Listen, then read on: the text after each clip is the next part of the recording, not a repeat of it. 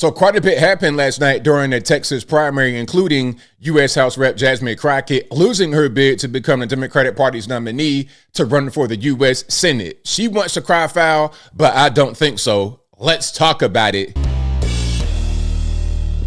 How's everybody doing? My name is Anthony Brian Logan, and today we're going to talk about the Texas primary election, which happened last night, Tuesday, March 3rd, 2026. Now, as I said from the beginning, the U.S. House Rep Jasmine Crockett lost her bid to become the Democratic Party's nominee to run for the U.S. Senate up against James Talarico. Now, I thought she could win this race, but of course she didn't. And even if she did, she was not going to win in the general election up against the Republican incumbent or Ken Paxton. Now, speaking about those guys, they must go to a runoff because although the incumbent Cornyn got more votes than Ken Paxton, he did not get beyond 50% because Wesley Hunt, who had no chance from the beginning, got 13.5% of the vote. So they'll go to a runoff. I still think Cornyn will win, but it's up in the air because this was a very, very close race. Now, speaking about races that are not very close, Dan Crenshaw, Mr. Eye Patch himself, got stomped out in his U.S. House race up against megachurch pastor Steve Toth. Now, before I go any further, let's get to a few things here.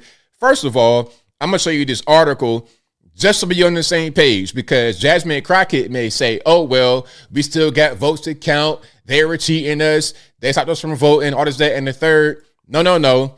It's been called. Talarico did win the race. That's just what it is.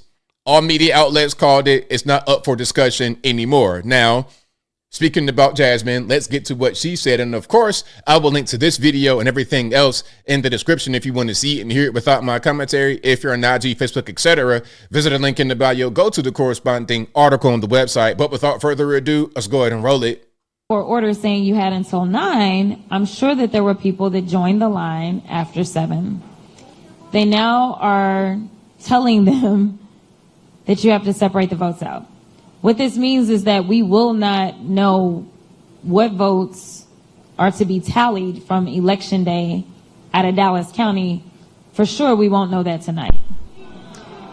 So knowing that Dallas County is a big dump of votes, we, in my opinion, will not know the election results overall tonight. We need to see the Dallas County votes to see where they are. I mean, if the early vote comes in, which we may have the early vote soon, if it comes in and I'm losing Dallas County, then we know kind of where this thing is going. So that's my news, is that we're not going to have election results tonight, in my opinion, based upon what specifically is taking place in Dallas County. Unfortunately, this is what Republicans like to do. And so they specifically targeted Dallas County, and I think we all know why. So I want you to enjoy yourselves, but I won't be back tonight because I have no idea of when we're going to get results, and I fully anticipate it won't be until tomorrow. So I love y'all too. Thank you so very much for being here. Okay, now, Jasmine, there's a lot we got to talk about. Okay, there's a lot we got to say. Now, what you're referring to as far as the court order was in Dallas County, there was a request to extend the closing time from 7 p.m. to 9 p.m. Now, this was granted, but then it was rejected by the Supreme Court. Why? Because you guys were just asking for the Democrats to stay open to 9 and not the Republicans, because there's been a rule change this year that says the Democratic primary and the Republican primary is separate. You guys just wanted the Democrats to have 2 more hours and not the Republicans in Dallas County specifically. So they said, no, we're not going to do that. Now, in Williamson County, which has more whites, they were allowed to be open until 10 p.m. But guess what? That's for the Democrats and Republicans, not just Democrats and not just Republicans. So you guys are equally affected in Dallas County and also Williamson County. Let's be clear. You guys were equally affected. You and James Talarico were equally affected in Dallas County and in Williamson County. And the same thing for the Republicans. If you guys asked for Dallas County to be extended for Democrats and Republicans, maybe it would have stayed the way it stayed in Williamson County, but you didn't do that. You guys only wanted your party to have 2 more hours. That's not fair. And they wanted more time because there was confusion about the rule changes and whatnot. Even so, it wouldn't have made a difference, Jasmine, because you lost pretty handedly, okay? And before we get to how bad you lost, let's go to the whole James Talarico situation. Check it out. What is the sense in Texas of how James Talarico upset Crockett? Yeah, so Congresswoman Crockett definitely came into this race with the name recognition, and these two candidates were fairly similar in terms of their policy positions, but they had 2 very different pitches for voters. Crockett really pitched herself as a fighter, someone who was going to take on Donald Trump and stand for Democrats, whereas State Representative James Talarico was talking about taking on economic and political systems that are run by billionaires. Okay, look at this right here. 52.9 to 45.7 difference, 160,205 votes. So, Jasmine, I don't think that you would have made up that many votes in 2 hours in Dallas County. Okay, I don't think that would have happened.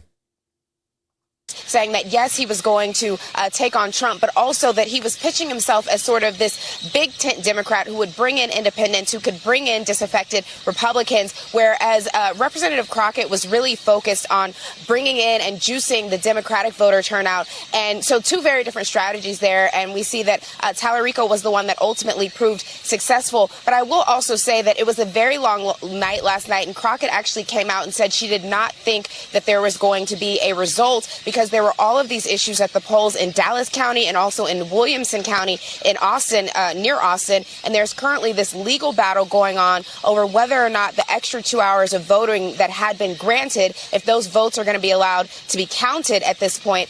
But regardless, based on the numbers, it looks like Talarico has won it here. Yeah. There we go. Exactly. Now, you're hearing some noise, a bunch of birds. That's how Dallas is. I've been in Dallas a few times, and it was crazy. I'm outside downtown. It's like at night. And I'm hearing like a zoo, like birds chirping everywhere. I don't know what that is. I don't know what that's all about, Dallas. If you guys know anything about that, any Dallas residents watching me, please break down the birds noise for me. But I did hear that quite a bit when I was out there recently. Now, let's keep on rocking and rolling. Here is James Talarico speaking.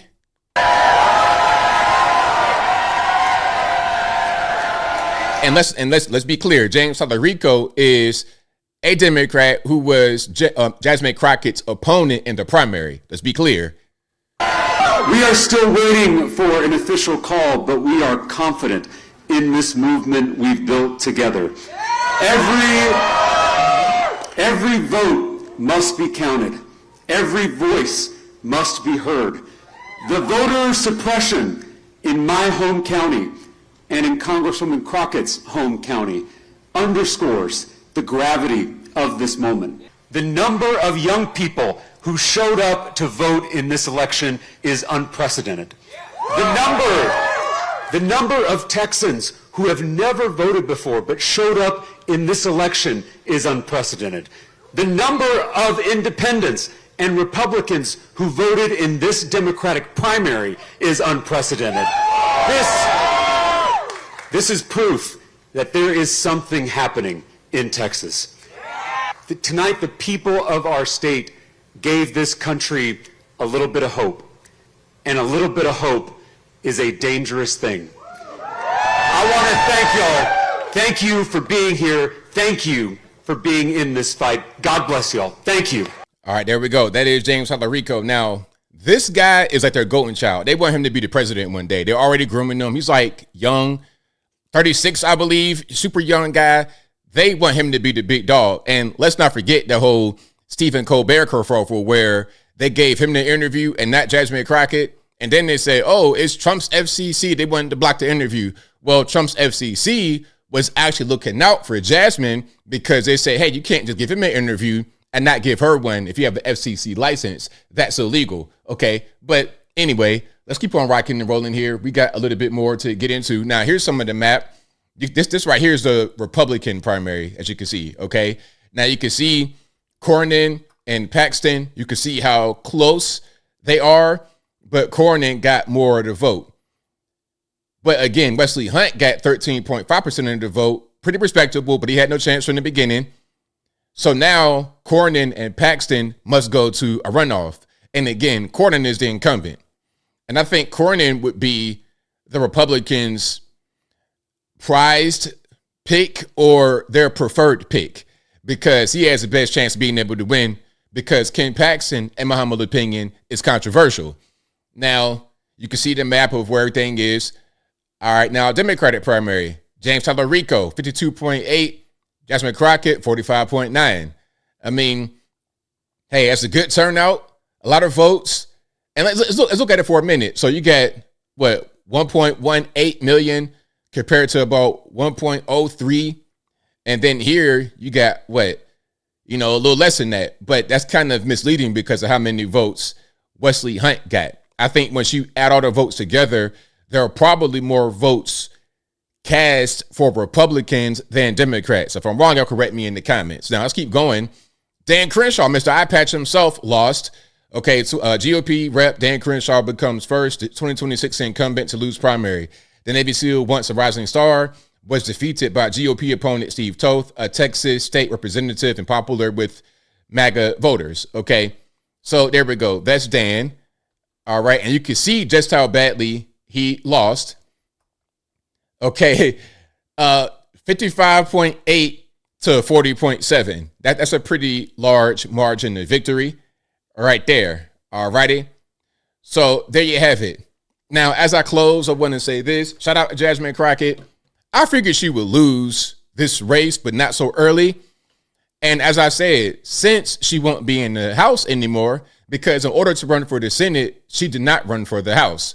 And by the way, another church pastor, I forget his name, I know what I'm talking about in the comments. Another church pastor, a black guy, he won her vacant seat. And it was a pretty clear victory. He got like 75% of the vote. So she will not be in the House anymore come January 27.